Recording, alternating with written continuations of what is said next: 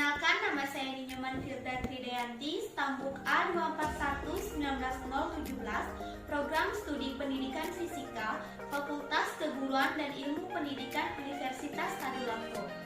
Pada video kali ini, saya akan menjelaskan praktikum gelombang dan optik, yaitu tentang difraksi dan interferensi gelombang permukaan air.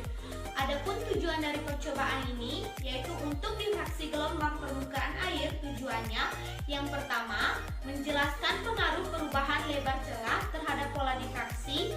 Yang kedua, menjelaskan hubungan kecepatan gelombang dengan frekuensi. Dan untuk interferensi gelombang, tujuannya yaitu yang pertama, menjelaskan pengaruh perubahan lebar celah terhadap pola interferensi. Yang kedua, menjelaskan hubungan kecepatan gelombang dengan frekuensi.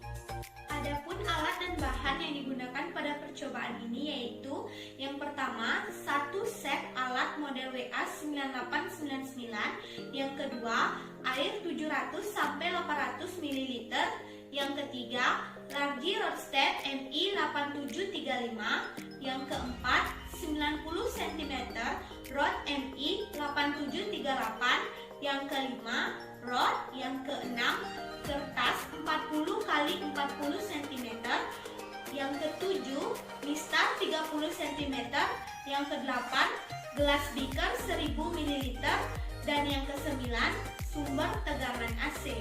Selanjutnya saya akan menjelaskan pengertian dari gelombang. Gelombang adalah suatu getaran yang merambat pada suatu medium yang membawa energi dari satu tempat ke tempat lainnya. Adapun jenis-jenis gelombang yaitu yang pertama, gelombang mekanik ialah gelombang yang dalam perambatannya memerlukan medium untuk merambat. Yang kedua, gelombang elektromagnetik yaitu gelombang yang tidak membutuhkan medium dalam perambatannya. Yang ketiga, gelombang transversal yaitu gelombang yang arah getarannya tegak lurus dengan arah rambat gelombang. Yang keempat, gelombang longitudinal adalah gelombang yang arah getarannya berhimpit atau sejajar dengan arah rambat gelombang. Selanjutnya saya akan menjelaskan apa itu difraksi. Jika sebuah gelombang air tiba pada suatu celah sempit, maka gelombang ini akan mengalami lenturan atau pembelokan sehingga terjadi gelombang-gelombang setengah lingkaran yang melebar di daerah belakang celah tersebut.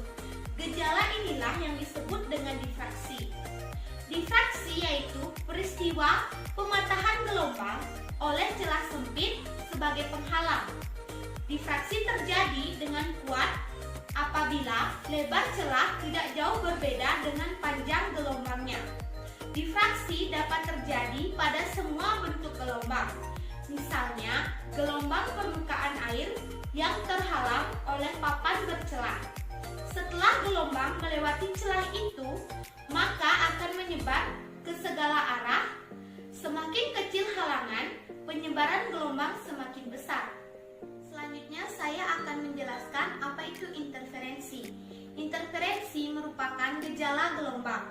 Interferensi terjadi jika dua gelombang permukaan air berpadu di suatu tempat. Syarat agar terjadi interferensi pada gelombang permukaan air adalah kedua sumber harus bergetar serentak, memiliki fase yang sama, amplitudo dan frekuensi yang sama. Dua sumber getar yang memiliki fase, amplitudo, dan frekuensi yang sama dinamakan dua sumber koheren.